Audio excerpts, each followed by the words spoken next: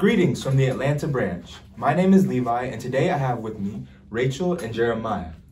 And today we will be doing a message on the importance of youth in the nation. Now, before we get into today's message, I would like to say our disclaimer.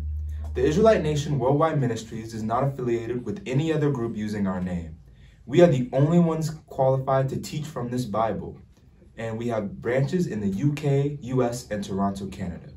So without other way, let's get into today's message. So when I say what the importance of youth is in the nation, what do you guys think about that? What do you think our importance is?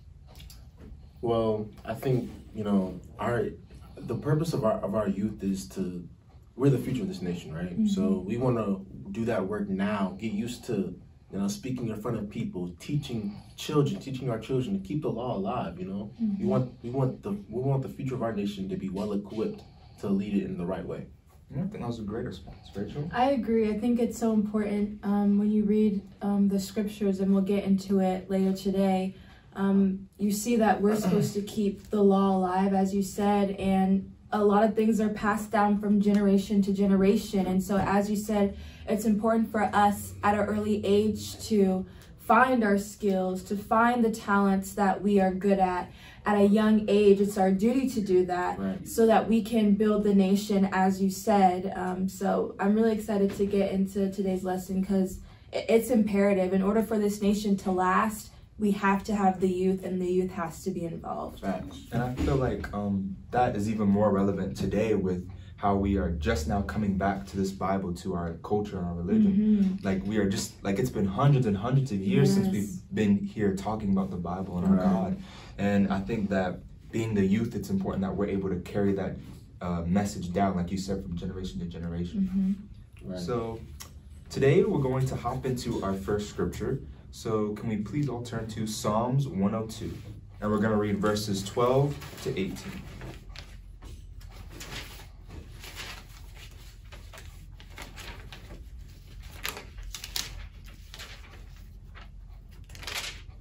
Mm-hmm. Do you want me to go ahead? Yeah, we can, please. All right, starting from verse 12, we're at Psalms 102. But thou, O Lord, shalt endure forever, and thy remembrance unto all generations. Thou shalt arise and have mercy upon Zion, for the time to favor her, yea, the set time is come. For thy servants take pleasure in her stones, and favor the dust thereof. So the heathen shall fear the name of the Lord, and all the kings of the earth thy glory. When the Lord shall build up Zion, he shall appear in his glory. He will regard the prayer of the destitute, and not despise their prayer. This shall be written for the generation to come, and the people which shall be created shall praise the Lord. So thank you for reading that, Rachel. So let's dissect this a bit. So verse 12, it says, but thou shalt endure forever, and thy remembrance unto all generations. So right off the bat, it's talking about how this has to be remembered. Our God, all of our culture, must be remembered until the end. And this needs to be passed on from generation to generation. It's already talking about the importance of that. Mm-hmm. And so it's going on to explain how thou shalt arise and have mercy upon Zion, for the time to favor her, yea, the set time is come. And it's just giving praise and telling all the wonders that God has done and speaking of Zion. And that's just, honestly, that's an entire message in itself. But go ahead. No, I think it's really important too to just give a little context. The beginning of the psalm starts off with affliction, despair. Hear my prayer, O Lord, and let me cry unto thee. And when you get to verse 12, you sort of see this realization that the God of Israel is so much bigger than what we experience.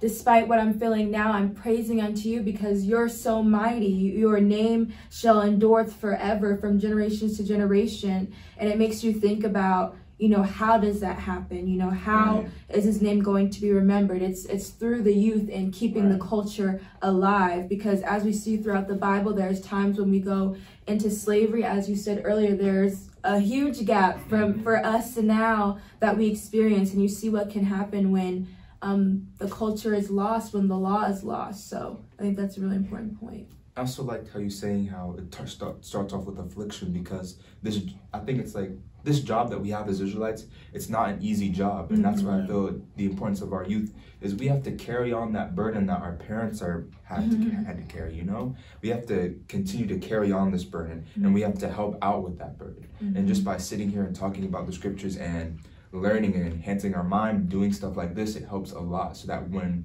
our time comes, we're going to already be prepared. Really agree.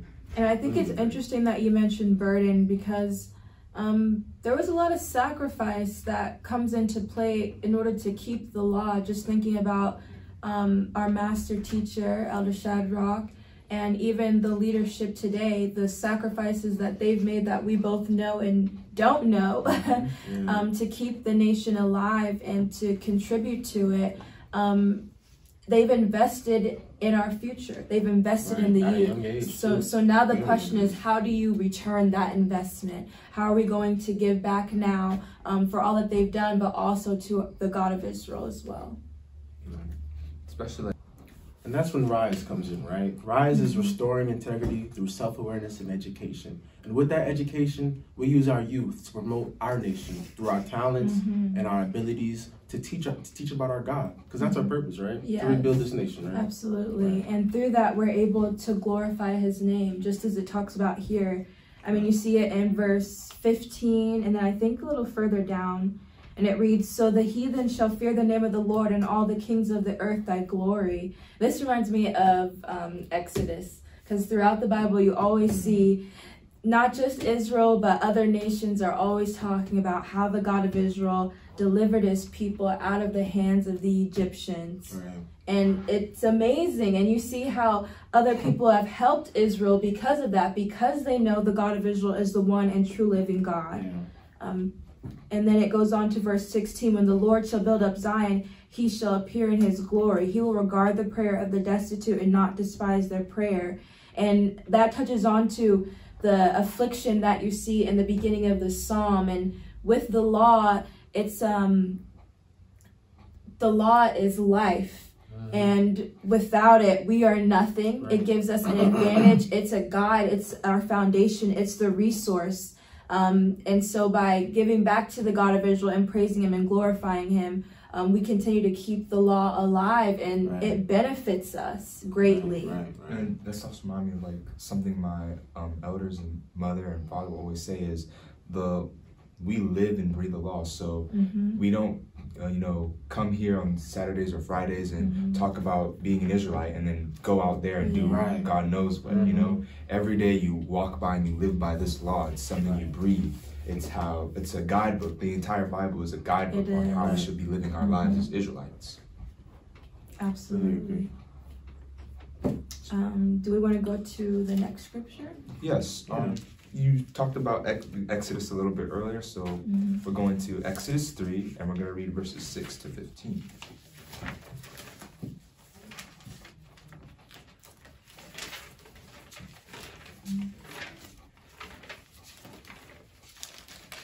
And we know what's in Exodus 3. It's the name, but it's good to read.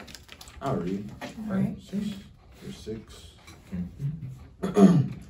Moreover, he said, "I am the God of thy father, the God of Abraham, the God of Isaac, and the God of Jacob." And Moses hid his face, for he was afraid to look upon God.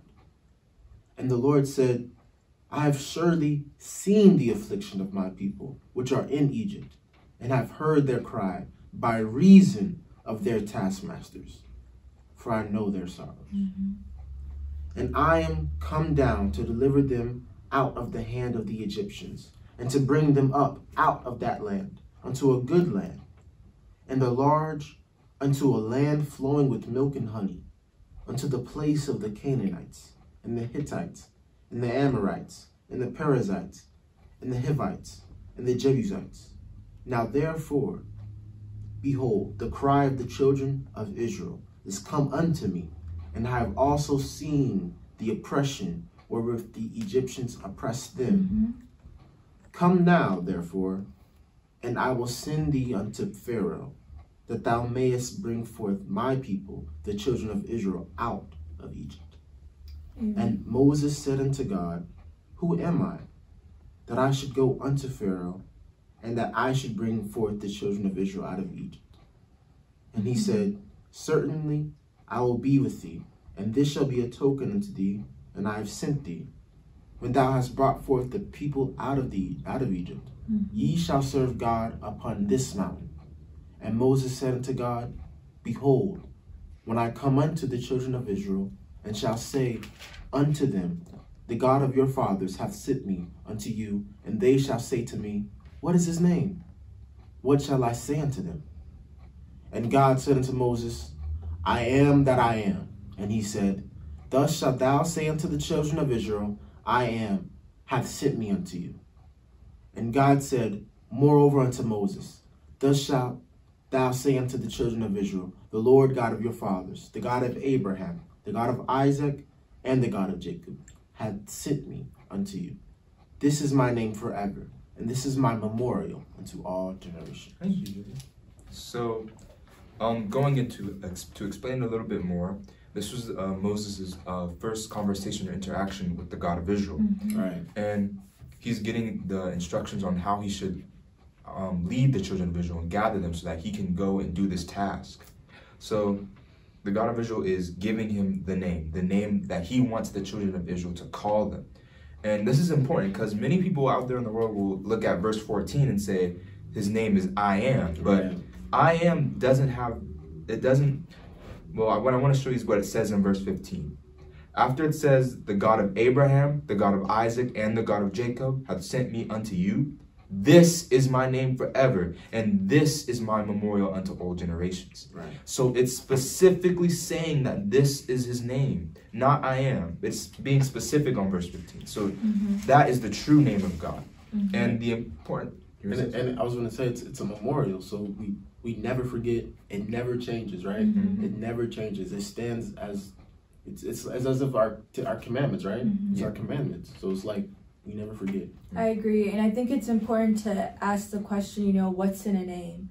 The name is the legacy. It's the story. Even in his name, you see Abraham, Isaac, and Jacob, the patriarchs, right? Through each and one of their names and their stories, you know of God's blessings and all that he said as far as the seed and the great nation that would come about it. And so if you don't have that name, you don't have that origin. You don't have that claim to that story. You don't have that claim to that seed, which is why it's so important. I even think about, your connection to our own names as well. Why do people get so offended when you call them outside of their name? Your name holds who you are. It's a part of your heritage.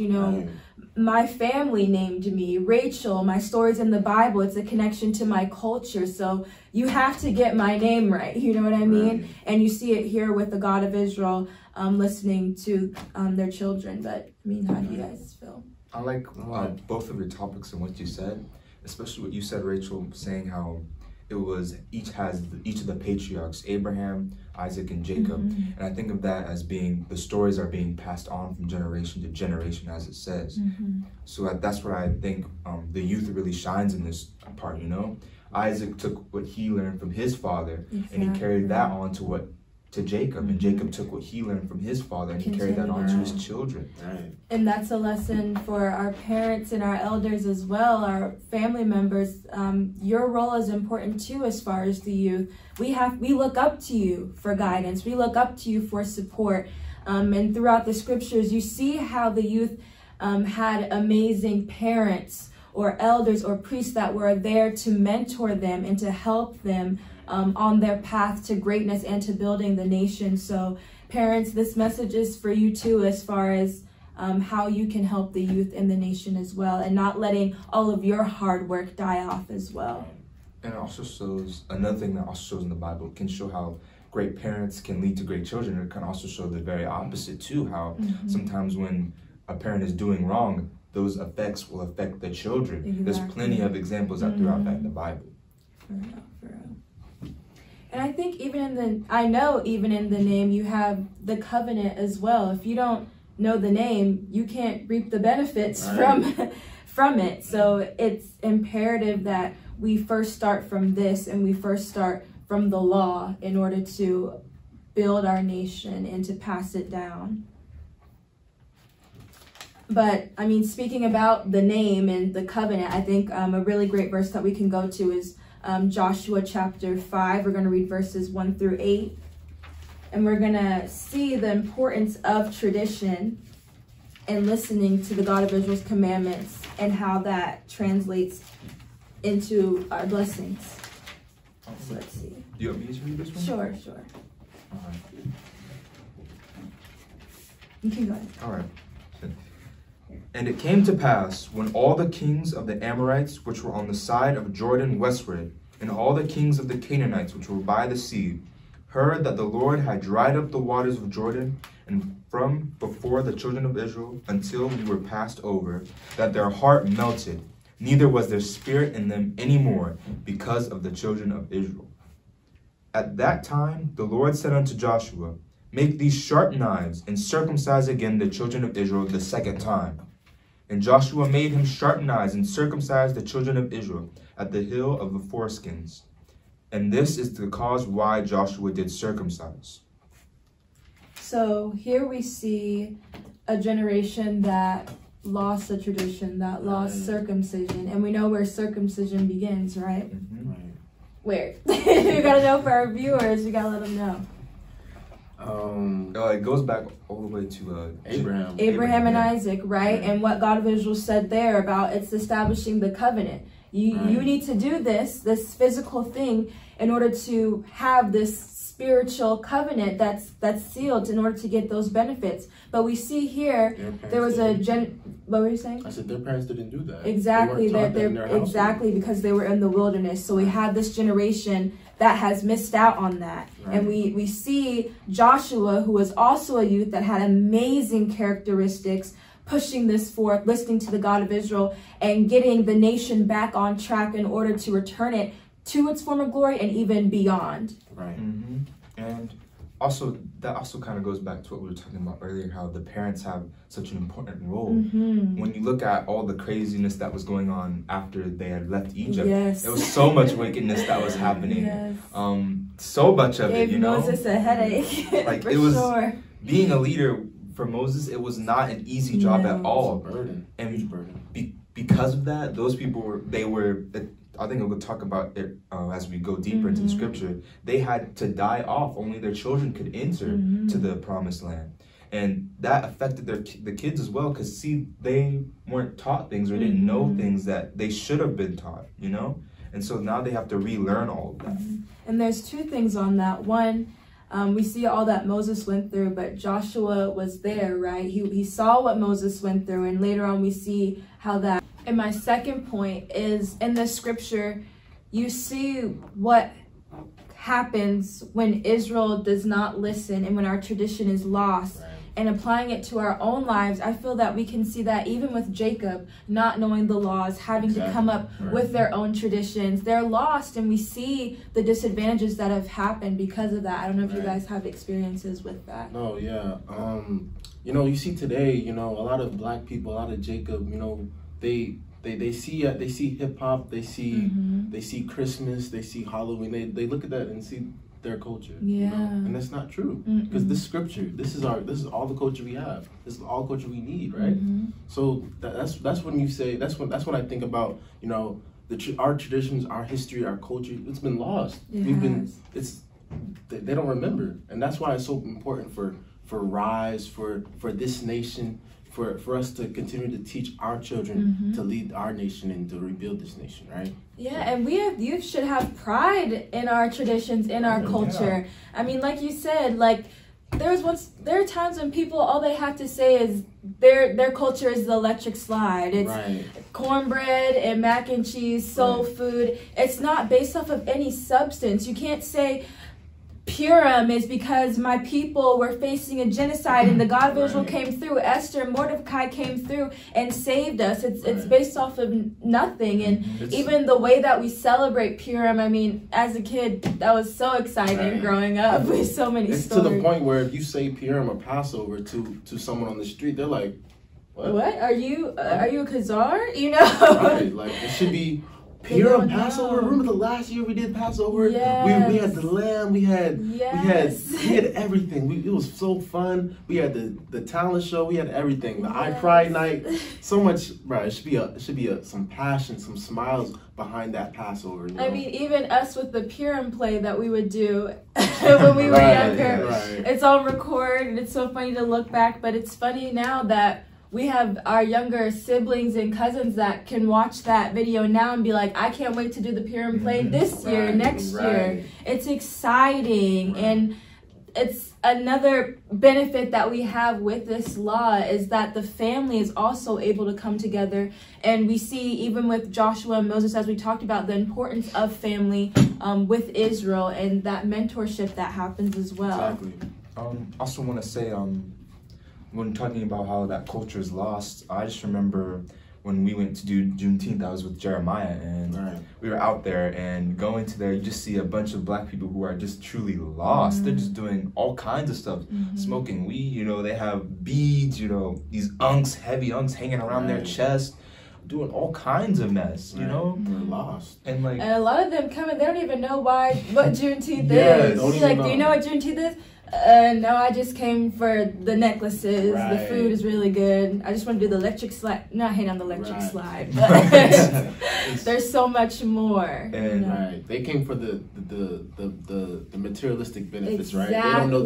They don't know the history behind that day. They don't know the history of our forefathers that we've been enslaved. You know, they don't know that history, right? And I think that's such a good point. I've been talking with other people about this and kind of thinking about it. Not to get too into capitalism, but it's like so much of today's society is based off of materialistic things. Like when you think about it, it's like you need to get a job so you can have money, and you need to move up in your job so that you can get more money. And in order to have a great life, you have to have a lot of money. And so sometimes I think it's hard being an Israelite, trying to balance, you know, you want to have an enjoyable life, you know, you need to have a job because you want to explore the world or do whatever you want to do, but ultimately spirituality has to come first. And sometimes I think it's hard to balance, but I think it's important for us as youth and youth listening here today to understand that when the Spirit comes first, so much more you're able to get out of it. So many more benefits are able to come. I think of the story of Job. He lost everything, but because his spirit was on point, the God of Israel was able to bet on him, right? Amazing story. I think would make a really good movie one day, honestly. But then afterwards, we saw the benefits that came from him afterwards. And the Spirit comes first. We have to use the blessings and the talents and passions that we have to glorify the God of Israel. And all things come second to that. And that's something that I think it takes time for youth to understand, just because we're in the world, but of course we're not of it. No, exactly. And that's where Rise comes in as well, you know? It does. We want to return that. We want to have that spirituality come first, right? Yes. So that's what Rise helps with, you know? Restoring integrity through self-awareness and education. Make sure my Rise cadets and my Rise people are in the chat, spamming those fires and them sevens, right? Like buttons. Donate. Like buttons. Give us all the love. Right. But I think it's what's a good point about Rise, even some of the things we've done in the past, is it's really helped us to develop our skills, I feel like, especially like public speaking and teaching and being able to delve into the doctrine now. I mean, I remember stories, listen, our family, our Israelite aunties and uncles, they are honest. And honesty is key, it is, but I remember some tough lessons I've had with my cousin Cameron, your brother.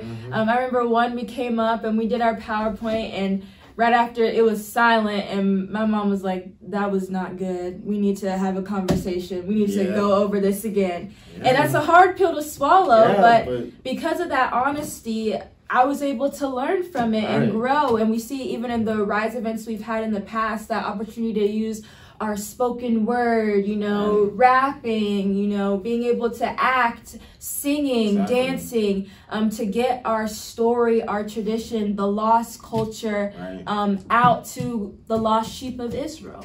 So I think that's a really good point that you made there.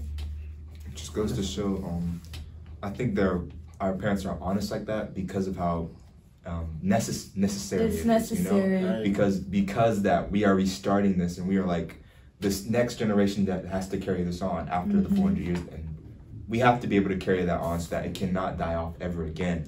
And so that's why I think our parents are so hard on us, because I remember having stories where, well, for me, I know when I was really younger, I used to watch VeggieTales. You did? I remember I used to watch VeggieTales. This reminds me of another. And I always remember sometimes I'd try to use that as a reference. Yeah. I just remember my mom would look at me, she'd give you that look. Be like that, little Joe, Joseph. You're doing something wrong. Yes. And they would be brutally honest afterwards, but it's because of those honest moments that I'm able to sit here and talk like I am now. Yes. It's beautiful because they gave us that push, and it's a push of confidence and love at the same time, And even though it's a burn that hurts the time, it's for a reason in the future, right? To rebuild this nation, because they know our purpose. They knew our purpose before we even knew it. So it's like, wow, why wouldn't we carry on this generation, right? Yes. So Yes, there's always a plan. For sure. I just want to say one more example before we get back to scriptures.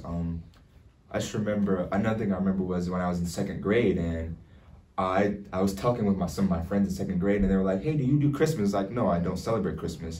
And one girl said, oh, if you don't do Christmas, that means you're going to hell. Yeah. So I told the teacher right away, and when I told my mom, she went off. She went.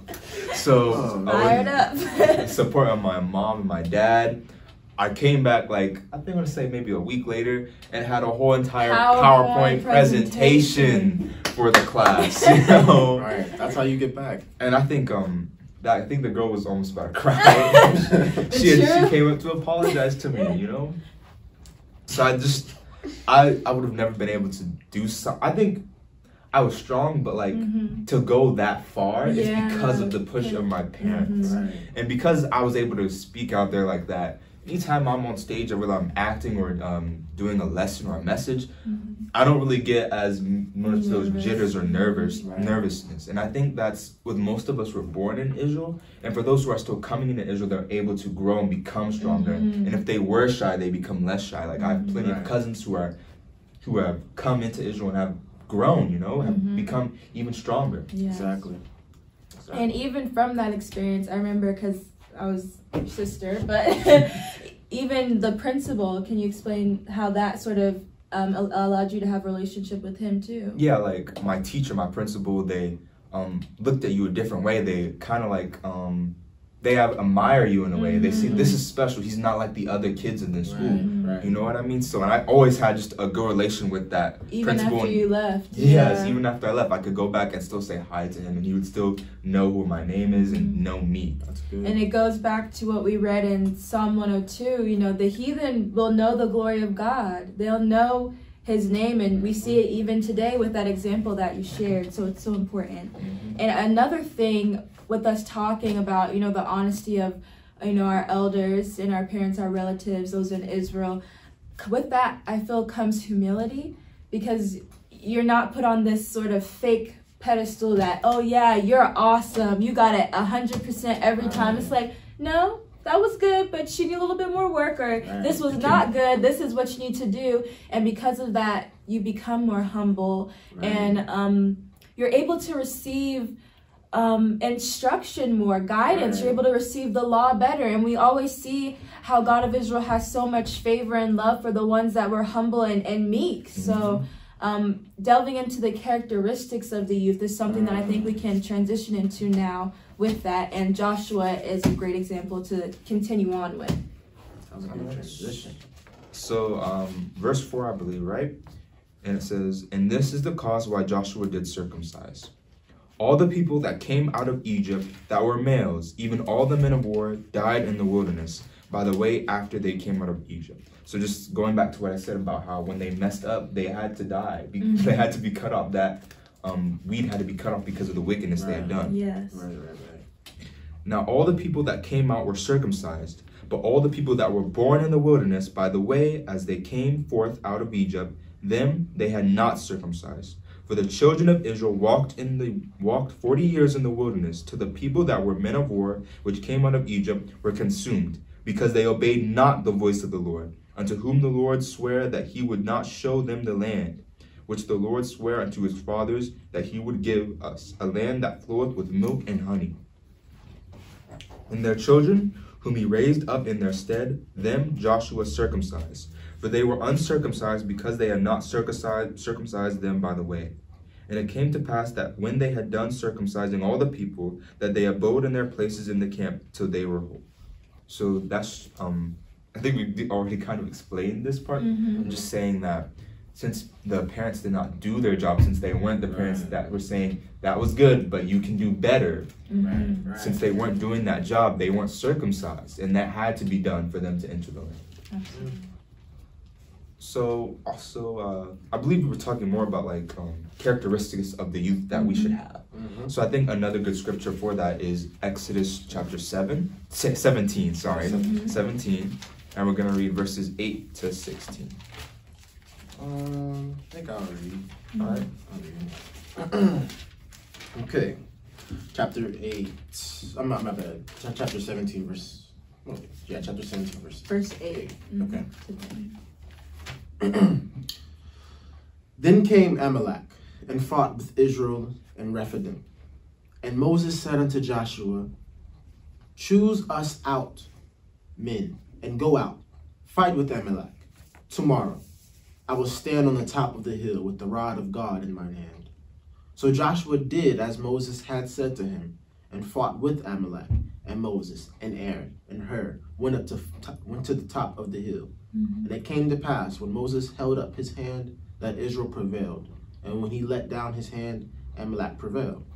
But Moses' hands were heavy, and they took a stone and put it under him, and he sat thereon. And Aaron and Hur stayed up his hands, the one on the one side and the other on the other side. And his hands were steady until the going down of the sun. So right here, you know, you see Israel is going against Amalek, right? And as you can see, Moses, he put his hand up, and the Israelites were winning the fight. And then if he put it down, Amalek was winning, right?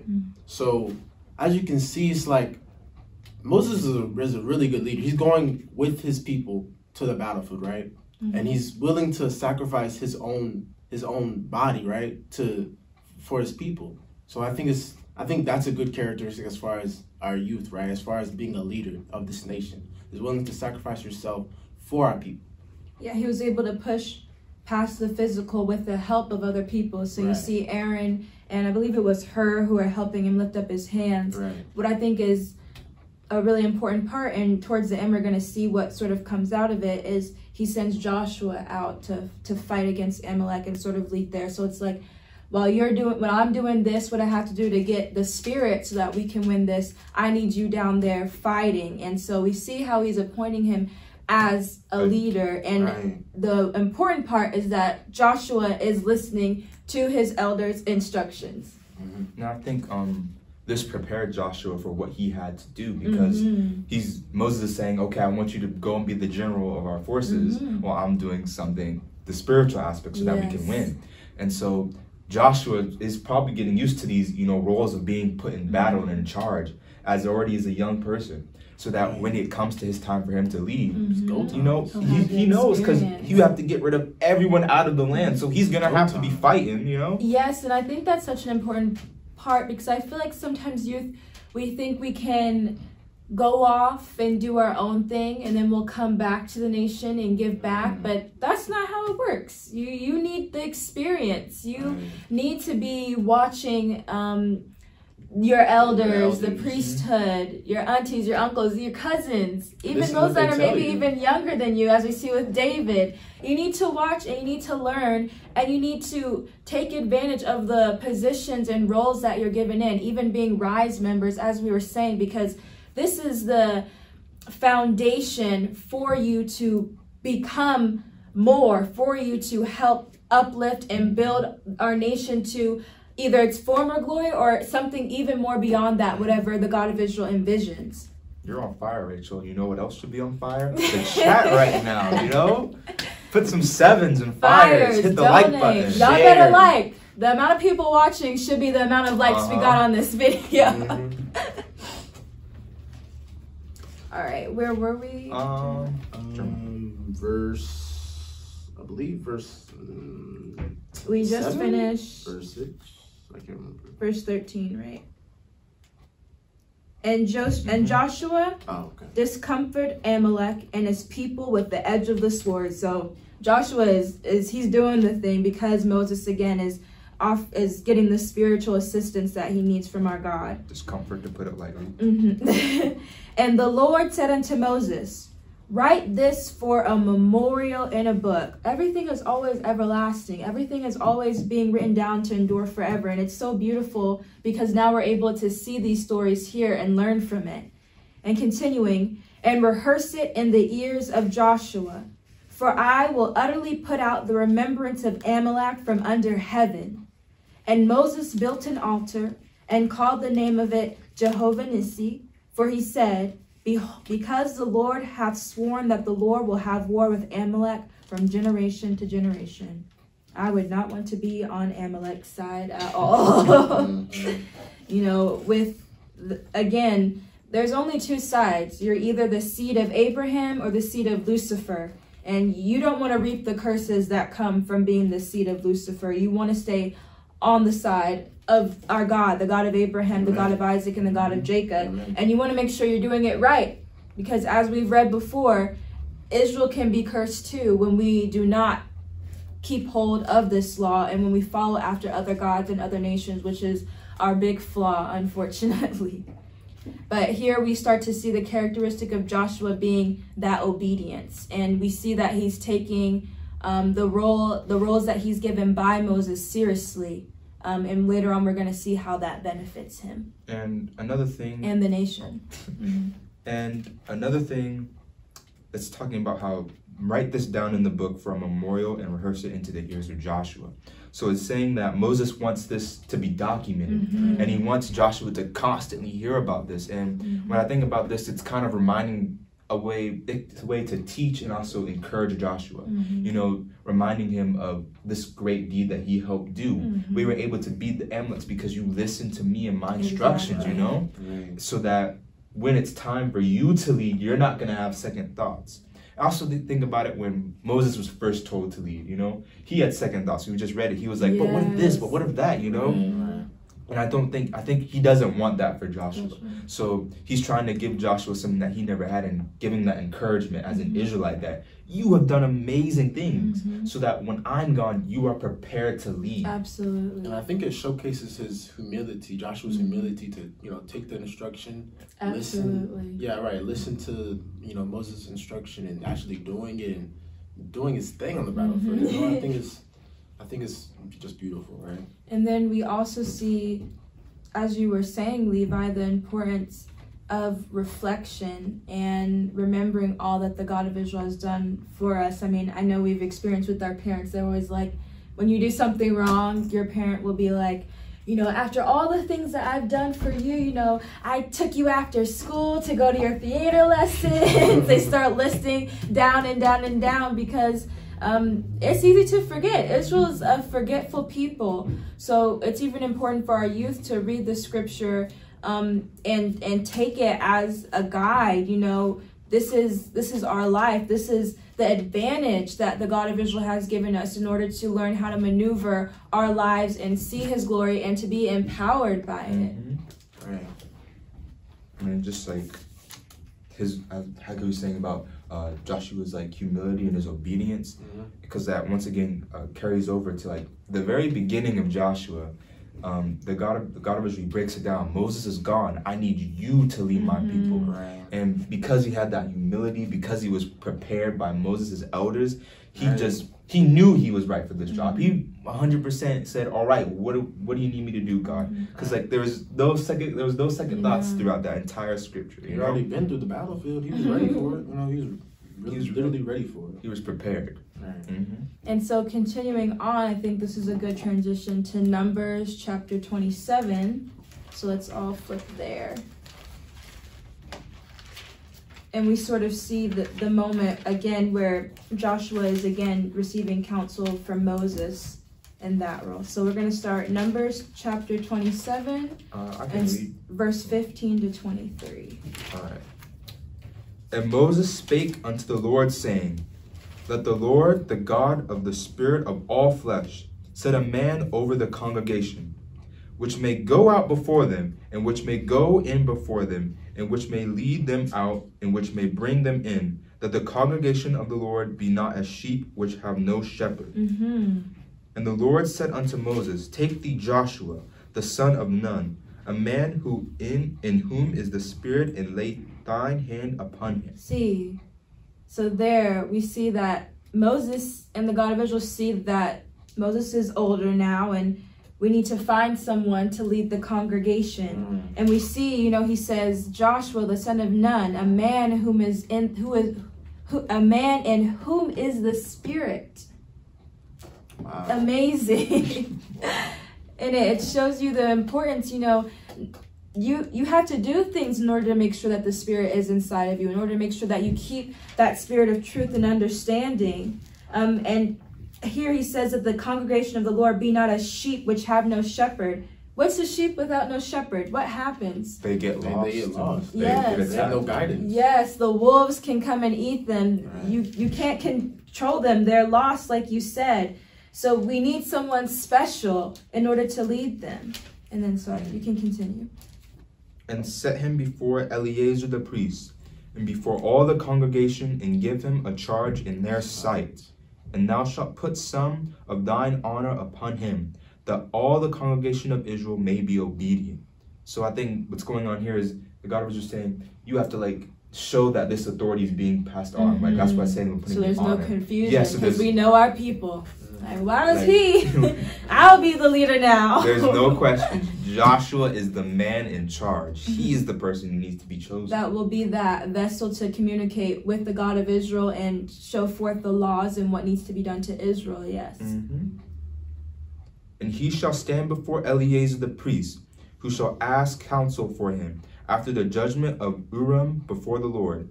At his word shall they go out, and at his word shall they come in, both he and all the children of Israel with him, even all the congregation.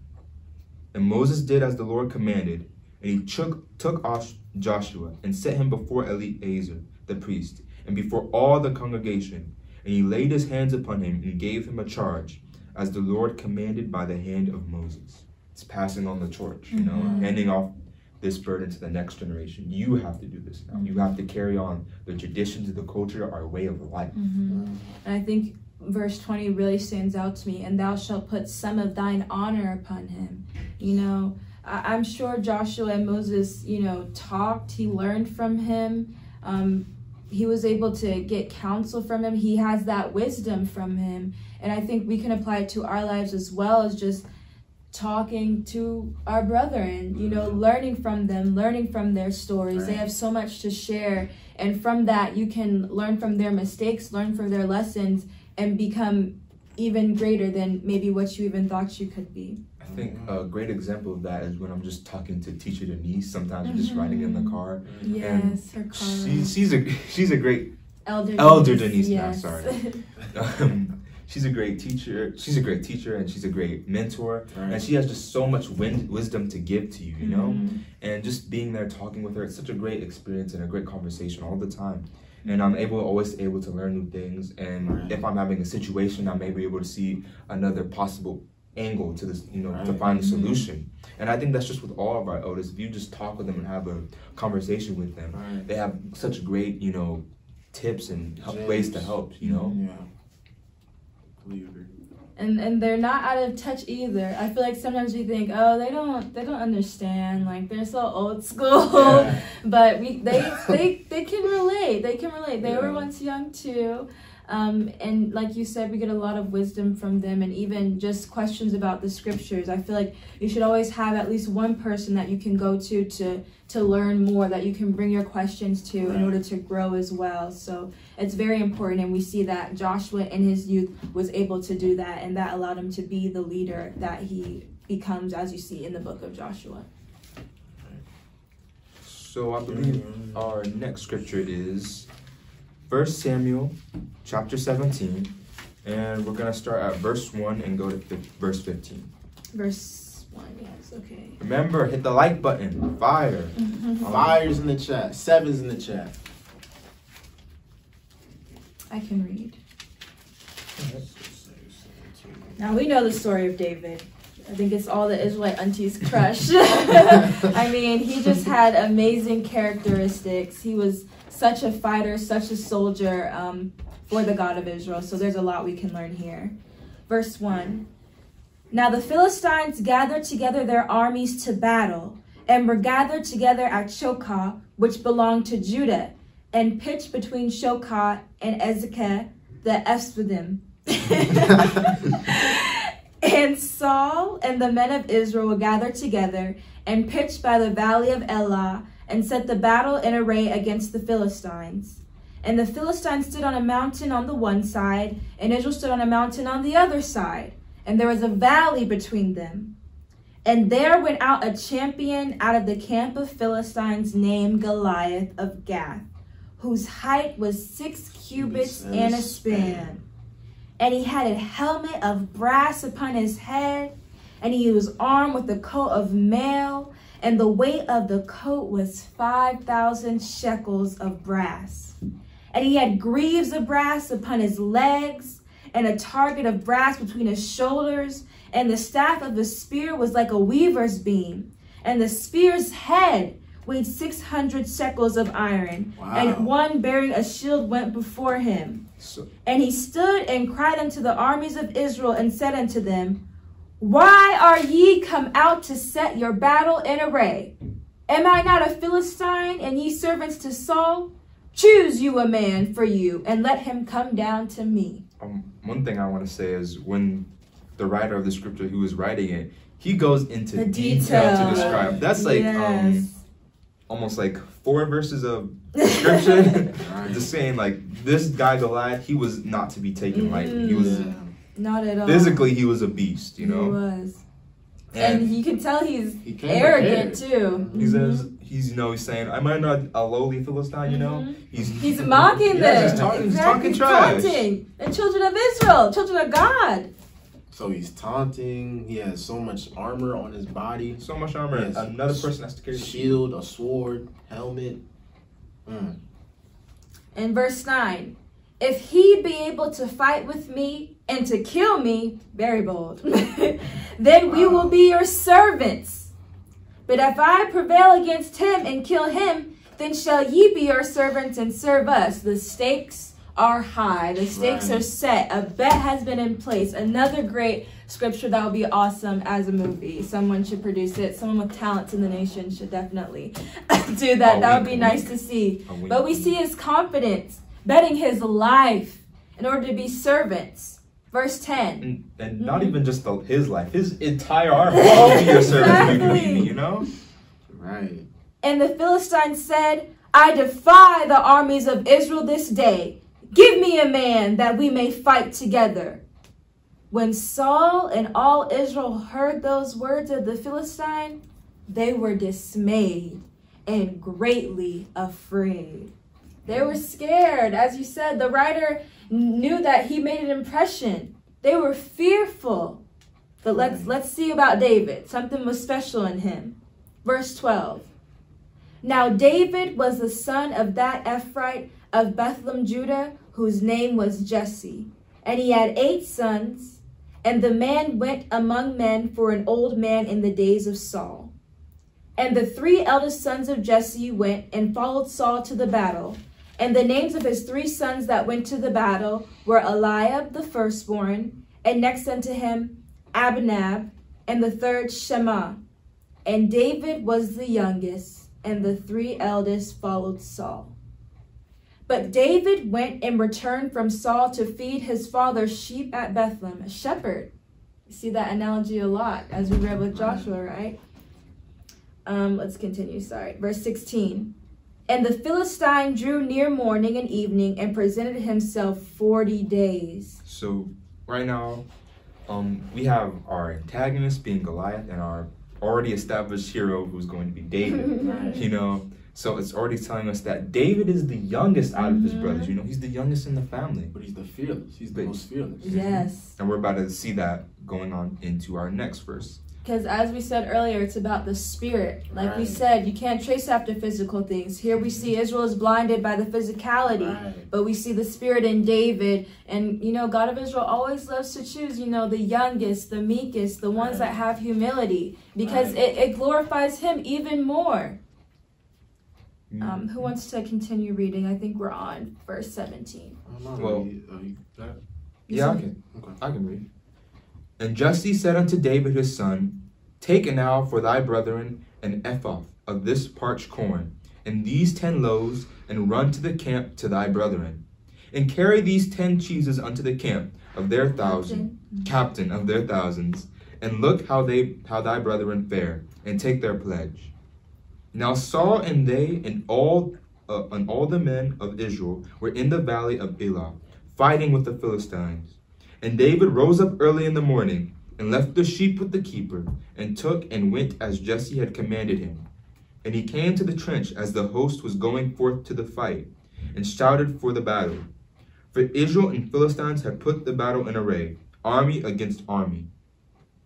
And David left his carriage in the hand of the keeper of the carriage, and ran into the army, and came and saluted his brother. And as he talked with them, behold, they came up the champion, the Philistines of Gath, Goliath by name, out of the armies of the Philistines, and spake according to the same words, and David heard them. And all the men of Israel, when they saw the man, fled from him, and were sore afraid. Still relying on the physical. But you see the obedience even in this verse of him listening to his father and going to take all of that to the camp. And it makes me wonder if he was excited. You know, it says he rose up early in the morning, left the sheep with the keeper. If you listen to David's background, you see, you know, he wasn't unfamiliar with fighting battles, even as a shepherd. So Clearly, it's like he's talking to you see how he's talking with his brother, the other men of war, you know? So I think he had a thing for fighting. He was a fighter, clearly, you know? Yeah. So, verse 25, correct? And the men of Israel said, Have ye seen this man that is come up? Surely to defy the Israel is he come up. And it shall be that the man who killeth him, the king will enrich him with great riches, and will give him his daughter, and make his father's house free in Israel. And David spake to the men that stood by him, saying, What shall be done to the man that killeth this Philistine, and taketh away the reproach from Israel? For who is this uncircumcised Philistine, that he should defy the armies of the living God? Right there, you see all of his personality. I mean, this reminds me of you, Jeremiah, when you did your poem on David and the way you say it. Who is this uncircumcised Philistine? Right. Like, you're uncircumcised? I can't even step to me. Exactly. I think a lot of this is just going back to how the youth of our nation think, or the young people think. I know, especially for me as a kid, I would like read these stories and be like, I want to be like that, you know. I would talk like that, you know. Like you have that same fearlessness for your God. Like, you want to do anything, you know. Like you're just like always like, I guess just like it's hard to explain. Like you have like a hyperactive feeling, you know. You want to do whatever you can to glorify the God of Israel, whether it means going out to fight a Philistine or splitting the Red Sea, you know. You see these people as heroes, and you want to be a hero and a leader too. You have that same inspiration, and I feel like David, he saw that, you know. He knew his story. He knew who was in his blood, and he knew his culture, his history. Yes. He knew his reason for being there. Like it's so inspirational, because it was like he was born for this. He was made for this. This was his moment right here. This was life defining. This is like his moment. This game time moment. you know, I see a lot of him of Joshua, like how you said he knew the story. Right. He had to know the story, because same way Joshua didn't say anything. When the God of Israel told him to go, he went. He did what he had to do. And I see that same thing in David. No questions. He doesn't even have to be told to do this. He knows that this Philistine has to die. Right. You know, he knows it's his duty and his job, you know, and he's prepared to do it. I don't even know if it's about him knowing his duty and his job. It's just like he's looking at the older people in the camp like, guys, come on. Like, we have the greatest God. And I think it was his passion, his characteristics, like you were saying, that put him in that place to complete that duty. And I think it's important for us, even when we get older, to remember the fearlessness that's in our youth. I think sometimes the experiences that we have make us more cautious to do certain things. You get a little bit more fearful and you lose a little bit of that. Yeah. And so it's important for us to always remember the courage and to remember where we came from, like you said. And he's uncircumcised, like we mentioned before. They don't even, it's not even that a tradition was lost. They don't have this tradition. They don't even have a chance to have this covenant that we have, the God of Israel. And it's just a characteristic that's so beautiful and necessary to have that drive and fire and passion for the God of Israel in everything that you do. And I like what you said about the fearlessness that you have as a youth, because I can relate that you do kind of become more cautious as you go and learn. Because you're experiencing. Yeah, and it's okay to be cautious about certain things because you're learning, but we always still have to have that fearlessness. You got to know when to be cautious, and you have to know when to be fearless, you know? And I think David was a great example, because even after this, he always kept that fearlessness, you know?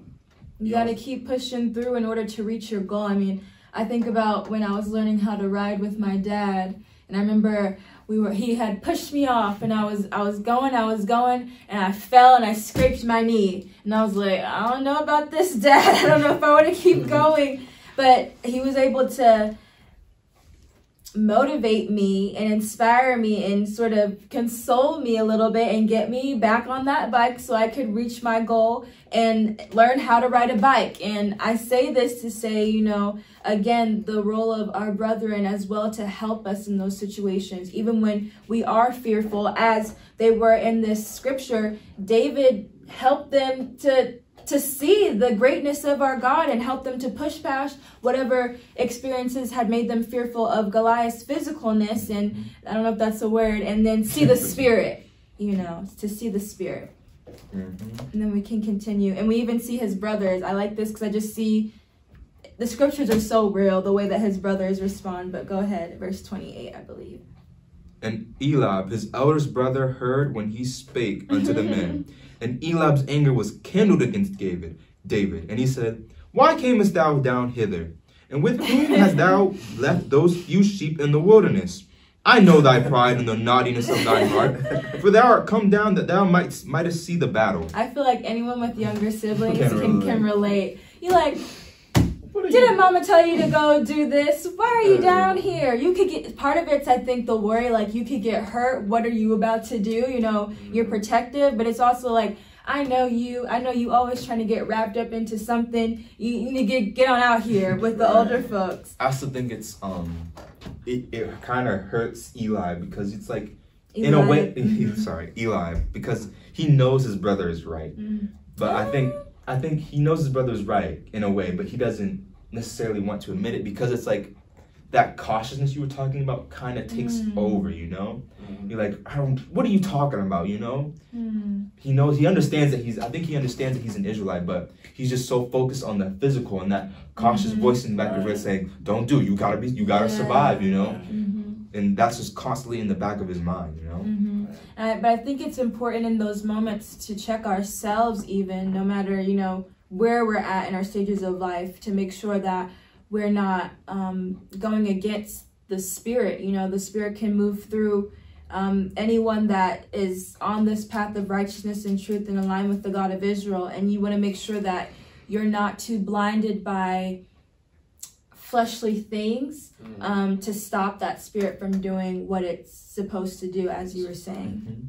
Because I feel like I can relate to Eliab. If my younger sister came down and be like, girl, you need to go. What are you doing? I'm scared for you. And I'm upset that you're even here. So I can definitely see the human factor. And it's a good reminder. So verse 29, right? Yeah. And David said, What have I now done? Is there not a cause? And he turned from him toward another, and spake after the same manner. And the people answered him again after the former manner. And when the words were heard what David spake, they rehearsed them before Saul, and he sent for him. And David said to Saul, Let no man's heart fail because of him. Thy servant will go and fight with this Philistine. And Saul said to David, Thou art not able to go against this Philistine, to fight with him, for thou art but a youth, and he a man of war from his youth. And David said unto Saul, Thy servant kept his father's sheep, and there came a lion and a bear, and took a lamb out of the flock. And I went out after him, and smote him, and delivered it out of his mouth. And when he arose against me, I caught him by his beard, and smote him, and slew him. So David he knows what he has to do, you know? And it's even like that fierceness is carrying over. He's talking to the king like, listen, I know what I can do, okay? I've killed lions and bears. This Philistine is even lower than those animals. Right. And I think it's this mentality a lot of times as youth, people think that we're naive. And so it's a balance of being like, I don't know everything, so I need to ask for wisdom. But it's also, you know, I can still do this. You know, I still have experiences that make me able to do this. And I think sometimes it's that naivety that people believe in that makes us think we have to wait in order to take control, in order to fulfill certain roles that need to be had. But as we see here with David, it's like you said earlier with some of the other people that we talked about, he was born to do this. Right. All of the things that he went through led up to this moment. Yes, Jay? And as you can see, you know, Saul's like, you know, Goliath, he's been trained for wartime since a youth. And David, he's been trained spiritually as a youth. He's been tending to the sheep. He's been praying to the God of Israel. He has fire in his heart that's not like any other, that can't be trained. It's in him, you know. So Saul doesn't, it's like he doesn't relate. He doesn't know. Yeah. He has no idea what he's looking at. He's disconnected, and we see why later on as well. But I mean, even applying it, again, I keep saying it, but to our own lives, like moments where people have doubted you, I feel like in an interesting way, we see it when we're young and everyone's doing like pagan holidays, and some of the teacher will be like, are you sure you're okay? Like, are you sure you don't want to participate? It's not really Xmas, you know. We can create something. It's like they're almost doubting your strength because they're worried that you'll feel left out, and you're like, no, it's okay, I got this. You have the spirit of understanding and truth in order to do what you have to do, just like David had to do. And I think going back to what you said about the naivety of the young, I think that is true in a way, but I think that's where we have to like balance, like what you said, balance. A part of the civil rights movement was the youth, because the youth was able to get out there and push everyone else to take action. So we have to be able to do that, you know. We have to be able to lead and push the others, the older ones, to take action as well. But at the same time, we have to be able to take and learn from the elders, you know. We have to be able to learn about who we are as a people and have our history, you know, so that when we do take action, we can know what we're doing and know the best course of action. That's what David is. He's been taught this from the beginning, that as long as I have the God of Israel on my side, I cannot lose. So he knows this, you know, and it's in times like this where the youth have to be able to remind the elders that, hey, we can't lose this. We have the God of Israel, you know, because sometimes a child may look at it differently than an adult, because they're not going to have that constant caution, you know, all flashing all over their heads. Continuing on, we have 2 more verses. Jeremiah, do you want to read? It's just 36, 37. Okay. And thy servant slew both the lion and the bear, and this uncircumcised Philistine shall be as one of them, seeing he hath defied the armies of the living God. David said, moreover, the Lord that delivered me out of the paw of the lion and out of the paw of the bear, he will deliver me out of the hand of this Philistine. And Saul said unto David, Go. Go.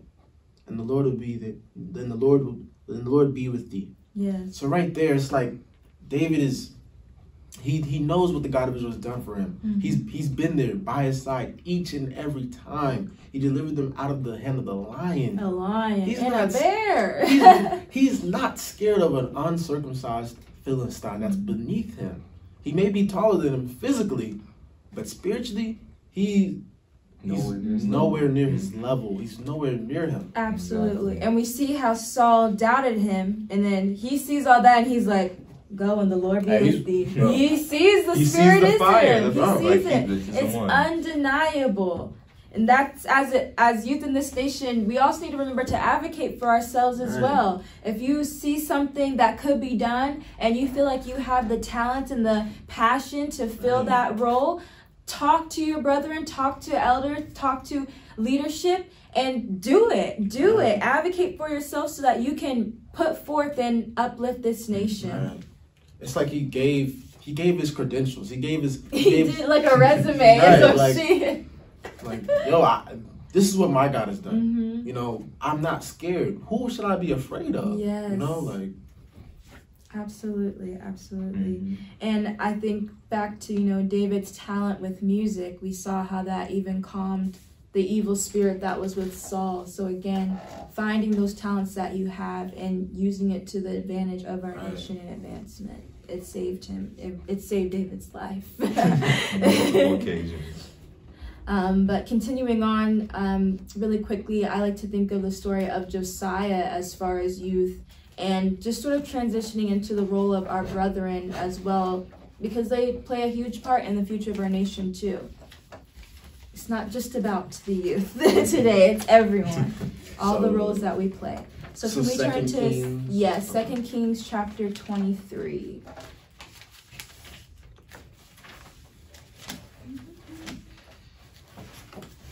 And we're going to read from verse 1 to 23.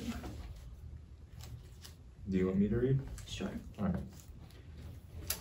And the king sent, and they gathered unto him all the elders of Judah and of Jerusalem. And the king went up into the house of the Lord, and all the men of Judah and all the inhabitations of Jerusalem with him, and the priests and the prophets, and all the people, both small and great. And he read in their ears all the words of the book of the covenant, which was found in the house of the Lord. So just a little bit of context. When it's talking about the king, it's referring to King Josiah. King Josiah was only 8 years old when he began his reign. So he was a little 8-year-old, younger than me. And part of the great things that he done, credit has to go to his mother. His mother, Jedidah, who was there to guide him and act as a mother should, So I think that's helps him with a lot of the things that he was able to do is because of his mother's teachings. And I also think it was his own passion as just, once again, that fearless 8-year-old, afraid of nothing, ready to shake things up, And then here we know that he was in the 18th year of his reign, so he's still a young man. And the king stood by a pillar and made a covenant before the Lord to walk after the Lord and to keep his commandments and his testimonies and his statutes with all their heart and with all their soul, to perform the words of this covenant that were written in the book. And all the people stood to the covenant. A great foundation is laid here, right? The law, like we said, we have to keep the law alive. Without the law, there is nothing. It's death. Facts. And once again, it's just pledging himself to the God of Israel, And the king commanded Hilkiah the high priest, and the priest of the second order, and the keepers of the door, to bring forth out of the temple of the Lord all the vessels that were made of Baal, and for the grove, and for all the host of heaven. And he burnt them without Jerusalem in the fields of Kidron, and carried the ashes of them unto Bethel. So we know that Israel was doing wrong. They were praising other gods. And so Josiah, being moved by the spirit of truth, and knowing the law, statutes, and commandments, knows that it needs to be taken out. And he's acting. And he put down the adulterous priests whom the kings of Judah had ordained to burn incense in the high places in the cities of Judah, and in the places round about Jerusalem. Them also that burned incense unto Baal, to the sun, and to the moon, and to the planets, and to all the host of heaven. And he brought out the grove from the house of the Lord without Jerusalem unto the brook Kidron, and burned it at the brook Kidron, and stamped it small to powder, and cast the powder therefore upon the graves of the children of the people. He's just getting rid of it anyway, getting rid of everything. He's saying he burned it, he stamped it, and he turned it to There's powder. only one God here. There's only one God. We can't have multiple gods. Some people like to use, I'm spiritual, and so they like to serve multiple gods. Oh, that sounds nice. Let me take this. Let me take that. You're doing whatever you want, and that is not the intention for our creation. It don't work like that. Israel doesn't have that. It's one God, one people, one nation. That's how we're unified. We can't do what we have to do if we're not serving the God of Israel. Because we're just going to be all everywhere. There's no one accordness. Right. Absolutely. So, verse 7. And he brake down the houses of the Sodomites that were by the house of the Lord, where the women wove hangings for the grove. And he brought all the priests out of the cities of Judah, and defiled the high places where the priests had burned incense, from Geba to Beersheba, and brake down the high places of the gates that were in the entering in the gate of Joshua, the governor of the city, which were on the man's left hand at the gate of the city. Nevertheless, the priests of the high places came not up to the altar of the Lord in Jerusalem, but they did eat of the unleavened bread among their brethren. So we know what time it is.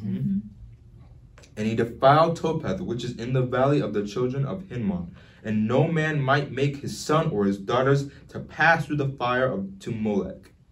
And he took away the horses that the kings of Judah had given to the sun at the entering of the house of the Lord, by the chamber of Nathanmelech, the chamberlain, which was in the suburbs, and burnt the chariots of the sun with fire. Good. So here we see Josiah's just getting rid of it all. Going on a rampage. Israel had all this in the house of the Lord. It's got to be a purge. We have to start over in order to get it correct. It's one heck of a spring cleaning. Yes, and the verses just continue to explain all that Josiah is doing in order to get rid of all those other gods. I think we can skip to verse 16. All right. And as Josiah turned himself, he spied the speculars that were sepulchres that were in the mount, and sent and took the bones of the sepulchres and burned them upon the altar, and polluted it according to the word of the Lord, which the man of God proclaimed, who proclaimed these words. Obedience. Obedience. I think he once again learned that from his mother from just a young age, to listen to what his mother was telling him. Because listen to your elders. You always hear, especially I've taken U.S. history, so anytime a kid has to take over the kingdom, a lot of bad things can happen because they're so inexperienced, and other people will try to influence them, But since his mother was right there beside him, he only had to focus on her influence, and her influence was the positive influence. And it was that since he was so obedient to his mother, he was able to carry that over to listening to the God of Israel, I think that's very vital, because she basically guided him to do the things that the past kings did wrong, right? So I think that's so important, because, man, he had to clear out so many spirits, so many little g gods, that it was polluted. It was literally pollution, evilness, wickedness going on in the house of Israel, and wow, so...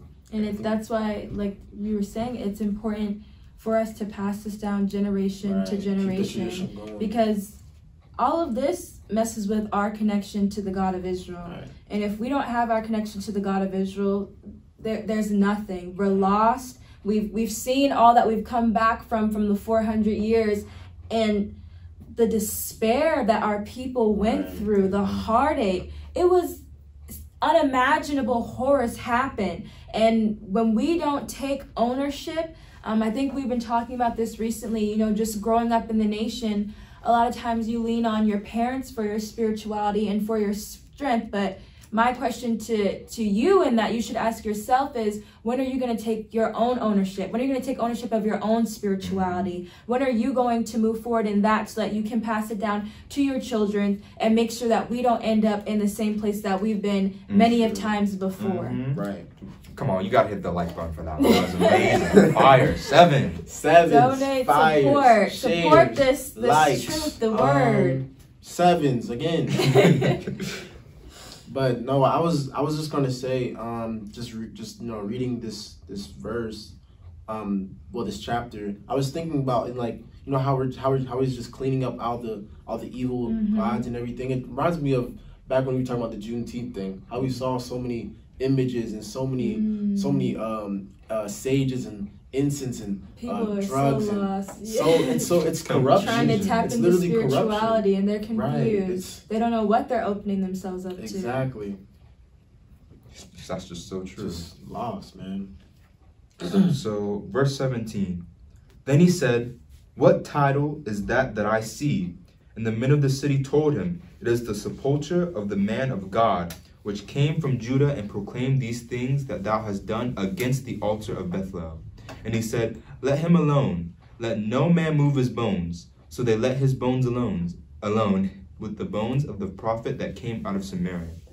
And all the house also of the high places that were in the cities of Samaria, which the kings of Israel had made to provoke the Lord to an anger, Josiah took away, and he did to them according to all the acts that he done in Bethel.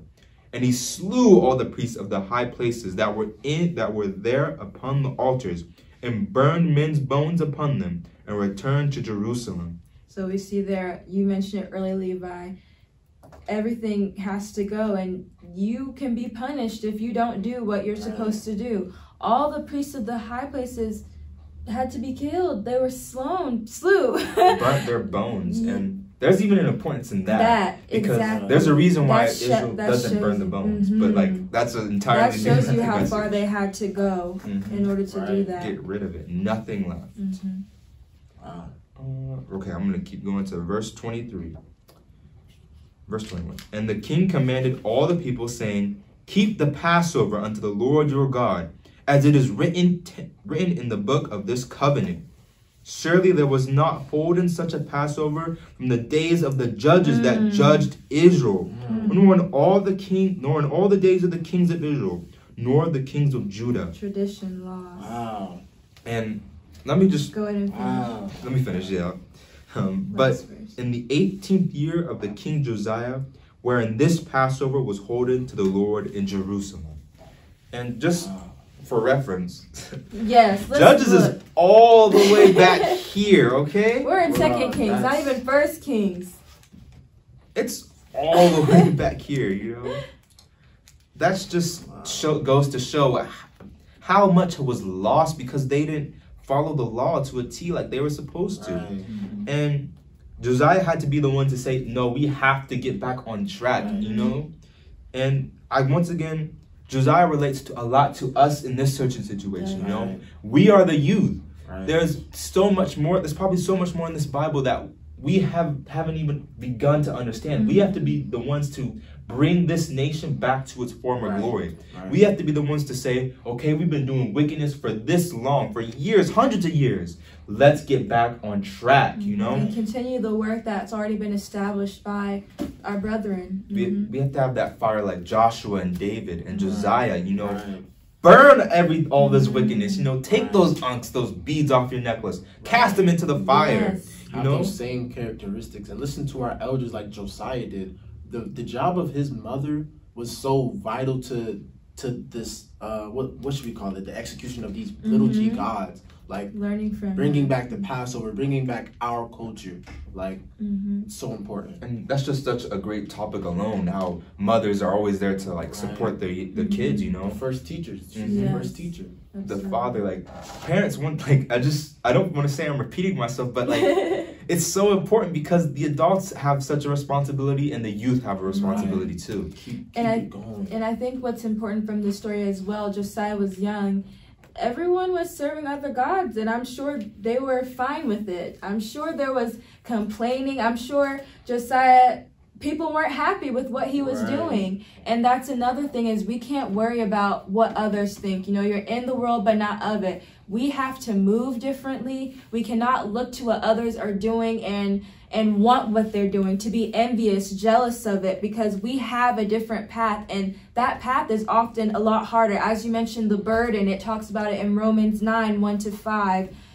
As a leader, sometimes you have to make hard decisions, and it has to be for the best of the nation, Right. and everyone in the nation might not necessarily understand that. At that time, right? Mm-hmm. And I think that's so important to look at, the humility of Josiah and Joshua, the ability to take that instruction from their elders, right? To lead the nation in the right direction, even though personally other people they're not thinking about the group as a whole, right? So I think that's important to just have that ability to instruct. So basically, I ditto to what you said. And it doesn't explicitly say all that his mother Jedidah did, but the scriptures make a point of stating her name, and we talked about, again, what's in a name, the legacy, right? So we know that there was a lot of guidance that had to happen because, like you guys were saying, he was young, if you've been around 8-year-olds, sometimes they be doing a lot. They need guidance for sure. So we know that he had some help for sure, and he was able to do this task so excellent because of it. Right. And so moving on, I would like to move further into the relationship and the role of the family with Esther and Mordecai. Okay. So if we can turn to Esther chapter 4. And Jay, if you're able to get it, you can go ahead and read.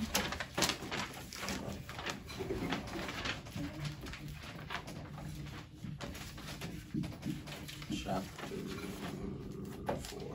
All right. So verse 4 to 16. Now it came to pass when they spake daily unto him, and he hearkened unto them, and they told Haman to see whether Mordecai's matters. Wait, are you on chapter 4? Chapter 3. Oh, No okay. Okay. We're going to do Exodus chapter 4, starting verse 4 to Esther, 16. So Esther's maids and her chamberlains came and told it her. Then was the queen exceedingly grieved, and she sent raiment to clothe Mordecai, and to take away his sackcloth from him. But he received it not. So, pausing right here, context. So, a decree has gone out from Haman through King Ahasuerus that all the children of Israel, back then they used Jews because it was outsiders, are to be killed. And Esther has not revealed that she is of our lineage yet. So, they're grieving, and Mordecai is grieving as well. He's got his sackcloth on, they're most likely fasting, they're afflicting themselves, right? And so she sees that, and we're going to see what follows after. Okay. Then called Esther for Hathach, one of the king's chamberlains, whom he had appointed to attend upon her, and gave him a commandment to Mordecai, to know what it was and why it was. So Hathach went forth to Mordecai unto the street of the city, which was before the king's gate. And Mordecai told him of all that had happened unto him, and of the sum of the money that Haman had promised to pay to the king's treasuries for the Jews to destroy them. Also, he gave him the copy of the writing of the decree that was given at Shushan to destroy them, to shew it unto Esther, and to declare it unto her, and to charge her that she should go in unto the king to make supplication unto him, and to make request before him for her people. And No, so I was just saying, so we see here Mordecai is informing Esther all of that has happened, and he's saying, ultimately he's able to see that this is why she was put in the place that she was. Like, you have to act, it's up to you now. So let's just skip down a little bit to verse 12. And they told to Mordecai Esther's words. So, let's go to verse 11. All the king's servants and the people of the king's provinces do know that whosoever, whether man or woman, shall come into the king into the inner court, who is not called, there is one law of his to put him to death, except such to whom the king shall hold out the golden scepter that he may live. But I have not been called to come into the king's these 30 days. And they told to Mordecai Esther's words. So Esther's nervous. Mordecai's telling her you need to go to the king to talk, but in these times, you did not go to the king if you were uncalled. If you did that, it was a great way to die, ask for death, unless, of course, the king holds out his golden scepter, and that's an exception to the rule. And so in verse 13, then Mordecai commanded to answer Esther, think not with thyself that thou shalt escape in the king's house more than all the Jews. For if thou altogether holdest thy peace at this time, Then shall their enlargement and deliverance arise to the Jews from another place. But thou and thy father's house shall be destroyed. And who knoweth whether thou art come to the kingdom for such a time as this? I love this verse because it's like her uncle, her cousin is giving her the advice that she needs to hear. He said, don't think that just because you're in the king's house, you can escape this death if you don't do what you need to do. This is the reason why you were here. And I think another point that's important is a missed opportunity is something for someone else to garner. If you do not take on the role that you are placed in order to help build our nation, you will be replaced. And as he says here, your father's house shall be destroyed. There's no benefit in stagnation. There's no benefit in you or the nation to have you not doing anything. You have to take on this role. That's the only option. And also talking about like how talking about earlier with it's tough love. He's not sugarcoating it in any way. He's saying you're not gonna be safe, okay? He's like, so you either do this or you die. You know. And we see. I think it's funny because I feel like, you know, our family knows how to talk to us to get us to do what we need to do. Because at the end of 16, she's like, I hear you, you know, just let everyone fast for me. And if I perish, I perish. You know, Mordecai knew what he needed to say to her for her to understand the importance of this situation, that this was not to be played with, and for her to do what she needed to do. So it's very important. And we see here Esther, another youth, being able to take the advice from Mordecai, be obedient, and she was able to save our nation because of it. And we still celebrate and acknowledge Purim today because of that. That's why Mordecai has such a big role when it comes to the story of Esther, you know, because of how he motivated, how he taught her in the first place, how he taught Esther as growing up, you know, being that in a way a father figure since she didn't have her parents, you know. So the way that he taught Esther is, to me, that's how she got into the palace in the first place, you know, because like it's how he pushed her in order to do it. It's how like your parents may get you into we have like honors programs at school, you know. Your parents are the ones who guide you and push you to go and achieve those goals, you know. They'll be like, what's this I found here? And you'd be like, Mom, I didn't think. No, you're going to apply to this. You're going to do it, you know. But moving on, just for the sake of time, I think we should turn to 1 Samuel chapter 3, because we see Samuel and Eli, I think, is another great example of heeding to the words of your brethren, in order to understand your purpose and to do what you need to do. Whoever turns to it first can go ahead and read. It's 1 Samuel chapter 3, starting from verse 1. All right, I got it. And the child ministered unto the Lord. And the child Samuel ministered unto the Lord before Eli. And the word of the Lord was precious in those days. There was no open vision. And it came to pass at that time when Eli was laid down in his place, and his eyes began to wax dim, that he could not see. And ere the lamp of God went out in the temple of the Lord, where the ark of God was, and Samuel was laid down to sleep. And the Lord called Samuel, and he answered, Here am I. And he ran unto Eli and said, Here am I, for thou callest me. And he said, I call not. Lie down again. And he went down and lay down. And the Lord called yet again, Samuel. And Samuel arose and went to Eli and said, Here am I, for thou didst call me. And he answered and called not, My son, lie down again. Now Samuel did not yet know the Lord, neither was the word of the Lord yet revealed unto him. And the Lord called Samuel again the third time. And he rose and went to Eli and said, Here am I, for thou didst call me. And Eli perceived that the Lord had called the child. Therefore Eli said unto Samuel, Go lie down, and it shall be, if he call thee, that thou shalt say, Speak, Lord, for thy servant heareth. So Samuel went down and lay down in his place. So we see the wisdom of Eli, right? Samuel keeps coming to him. He said, You called me, you called me. Eli's like, No, I didn't. Go lay back down. And he obeys. He goes. He listens to the instructions of Eli. And later on, we see that Eli's able to perceive that it's the Lord. And he says, Go lay down. And if it speaks, he's able to tell him, because Eli has that experience. Being a priest, you know, he's able to see that. And Samuel shows obedience. And we see that relationship, that mentorship that happens because of it. So like they're close relationship because he's calling Samuel his son. So that's just a great relationship to show how things like work in Israel. We have that family-like relationship here, you know?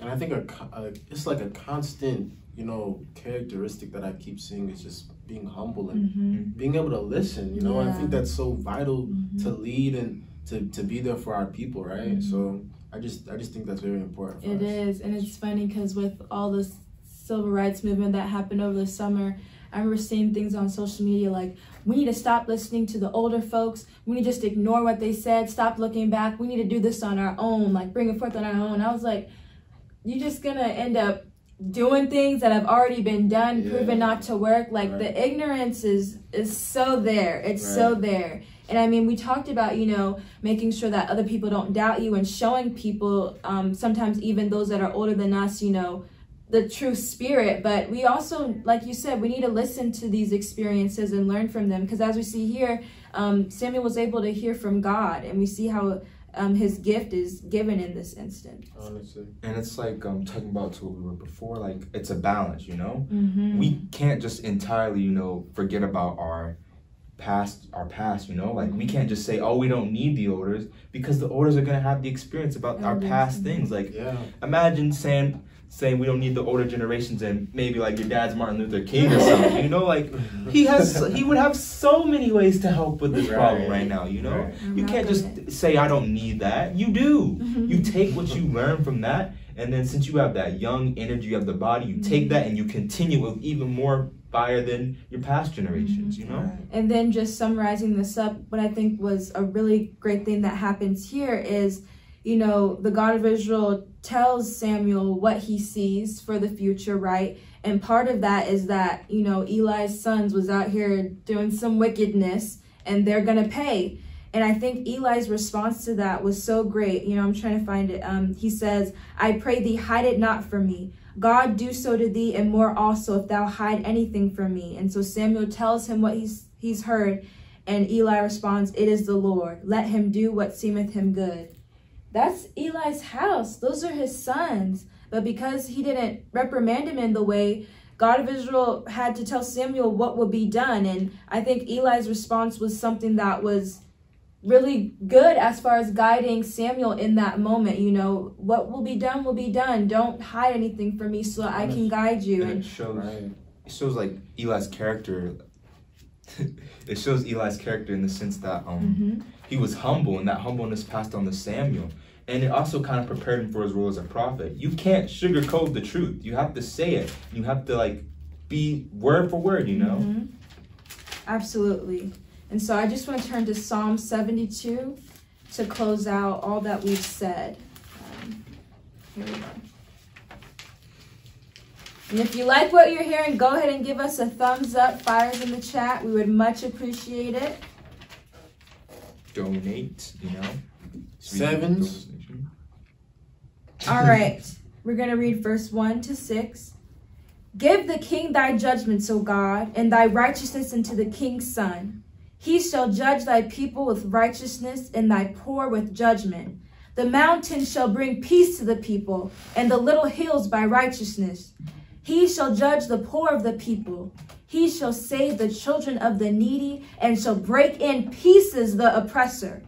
They shall fear thee as long as the sun and moon endure, throughout all generations. That's powerful to me. To me, this shows that if we continue to serve our God, to build this nation, he's going to take care of us. He is going to take care of us. There's no need to worry about the physical. Put your spirit first. Put this nation first. Take your talents and your passions and move forward with it. Rebuild this nation, and you will be able to glorify the greatest God in the entire universe. That's beautiful to me. It's just such a great closing, because we kind of start off Psalms 102 speaking on how if we, passing from generation to generation, if we're doing what we're right, that glory and power will pass on as well. Absolutely. Continue to rebuild through our youth, continue to rebuild through our leadership, and listening to our elders. So I think that was a perfect close. So I think that will wrap up what we have today. So I hope you enjoyed today's message. Remember, hit the fire, like signs, you know, sevens, everything, you know. Thumbs up. We want all. Share it to your friends, family, everybody. If it's gray, turn it blue. Click the like button. And be sure to join us on Saturday at 2 p.m. for our message. Without further ado, peace. Peace.